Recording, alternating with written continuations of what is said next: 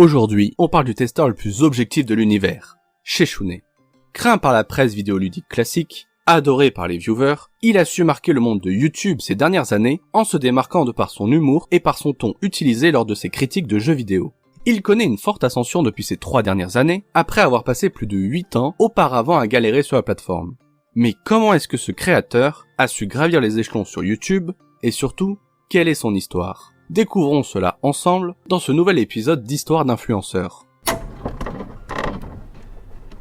Sheshune débute les vidéos en 2006 sur la plateforme Google Video avec une série sur World of Warcraft, Kevin le Roxor. En reprenant les codes des viandards, une guilde sur WoW qui publiait des vidéos et qui avait pour particularité de troller des joueurs sur le jeu tout en prenant une voix agaçante, une voix de Kikulol.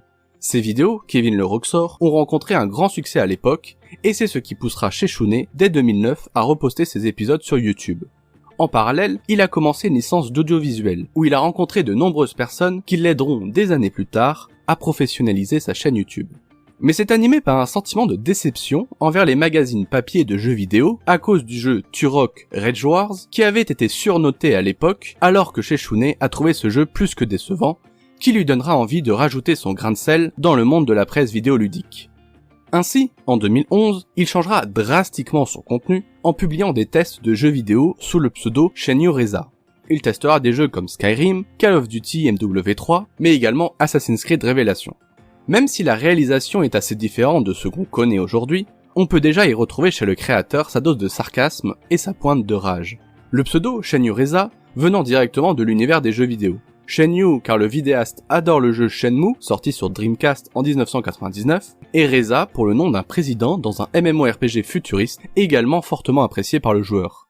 Mais il changera peu de temps après pour Sheshune, un pseudo qui lui a été donné lors de sa jeunesse et qu'il a choisi de garder pour la suite de son aventure sur internet.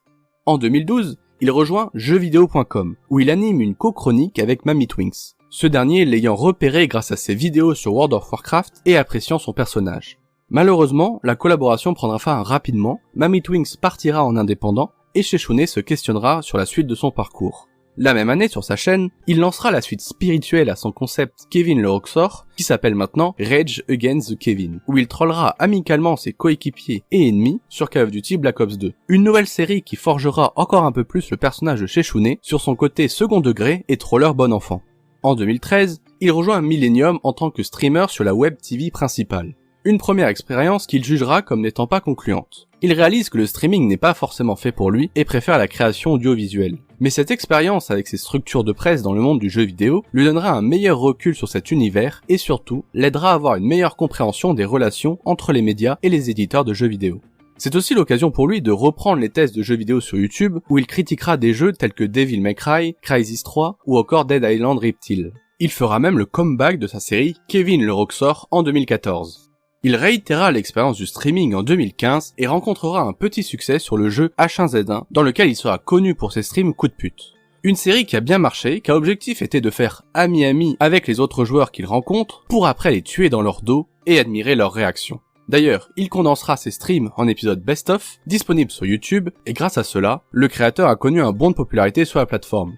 Mais ce n'était pas encore suffisant. En 2016 et 2017, Sheshune commence à trouver le format qui lui plaît par le biais des tests sur Mirror's Edge Catalyst, Dark Souls 3 ou encore Mafia 3.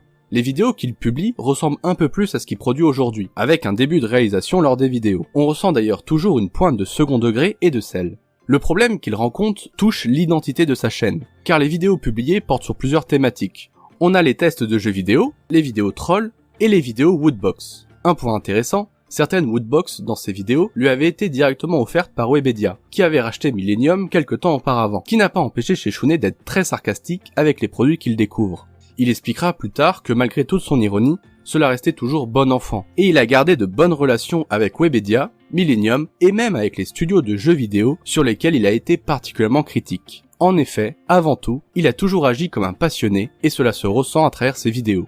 Ainsi, le problème que Sheshune rencontre depuis un moment est qu'il n'a pas encore trouvé totalement le format qui lui plaît. Un format qui sera le déclic pour lui et pour sa chaîne. Et c'est en 2018 que sa chaîne explose avec son test sur Monster Hunter World. Une vidéo où Sheshune change drastiquement de format, notamment en prenant plus de temps à l'écriture et à la réalisation des vidéos. Il se distingue par sa touche d'humour et de piquant dans ses tests, en axant son analyse sur les défauts des jeux, prenant à contre-courant les critiques classiques des autres spécialistes du gaming, comme Jean-Baptiste Chaud ou Julien Chiez, qui cherchent avant tout à mettre en avant les qualités des jeux.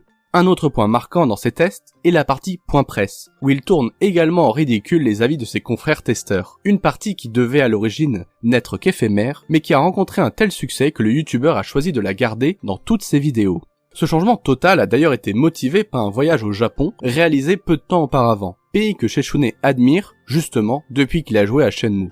Il tentera par la suite, à plusieurs reprises, des petits courts-métrages sur sa chaîne, qui auront leur succès grâce aux compétences acquises par le vidéaste pendant sa licence d'audiovisuel, mais aussi avec l'aide d'acrobates et d'équipes techniques, car malgré son succès, Sheshune est toujours un intermittent du spectacle et travaille en tant que machiniste à Disneyland. Au fil des années, il développe de plus en plus ses tests en ajoutant des petites scénettes contextualisées en s'inspirant du travail du JDG. Mais il avoue avoir d'autres modèles comme Botch, avec lequel il a pu faire une vidéo en collaboration sur Resident Evil 2 et également Benzaï pour son humour. L'un des leviers qu'il active auprès de son audience est celui de la curiosité. Tout d'abord, de par ses titres de vidéos. Quand un jeu comme God of War est sorti, toute la presse vidéoludique lui mettait au minimum des 19 sur 20. Et Sheshune intitulait sa vidéo God of War, ce jeu mérite 0 sur 20. Bien que ces titres soient putaclic, leur force est qu'ils ne sont en aucun cas mensongers et même donnent la couleur de la vidéo avant que le viewer la regarde. À partir de 2020, toutes les vidéos ou presque qu'il publie sur sa chaîne sont scénarisées, avec par exemple sa vidéo sur Cyberpunk 2077 qui est encore actuellement la vidéo la plus scénarisée de la chaîne. D'ailleurs, on retrouve des scénettes principalement lors des placements de produits afin d'apporter une petite touche de singularité dans cette publicité. Enfin, en 2021, il a lancé un gros projet qu'il travaillait depuis quelque temps. Il a annoncé sa volonté de sortir une bande dessinée sur son univers par le biais du financement participatif. Cette BD s'intitule The Quest of Redemption et serait une aventure qui va mélanger science-fiction, violence et désopilance, ésotérisme et érotisme, et bien sûr, jeux vidéo et humour. La date de livraison prévue est estimée pour février 2022. Et c'est ainsi qu'au mérite tout en se forgeant sa propre personnalité, allant à contre-courant du genre déjà existant sur la plateforme, que Sheshune trouva sa place sur le YouTube Game francophone. Aujourd'hui, beaucoup de viewers estiment qu'avec Jean-Baptiste Chaud et Savin, Sheshune forme un trio Mouira sur les critiques de jeux vidéo. Bien que le youtubeur a indiqué sa volonté de rester sur YouTube, et à l'image de son annonce de bande dessinée, quel autre projet va-t-on découvrir ces prochaines années? Le temps nous donnera les réponses à cette question. Et sinon, Sheshune, t'as pensé quoi de la vidéo? Déjà, c'est de la merde. On dirait un concentré de non-talent. Franchement, on se croirait dans Fanta XU, ou une grande classe de SECPA. Ok. En tout cas, si la vidéo vous a plu, n'hésitez pas à la liker et à commenter. Et si vous souhaitez être au courant de mes actus, vous pouvez vous abonner à ma chaîne et me suivre sur les réseaux sociaux. On se retrouve très rapidement pour un nouvel épisode, à plus.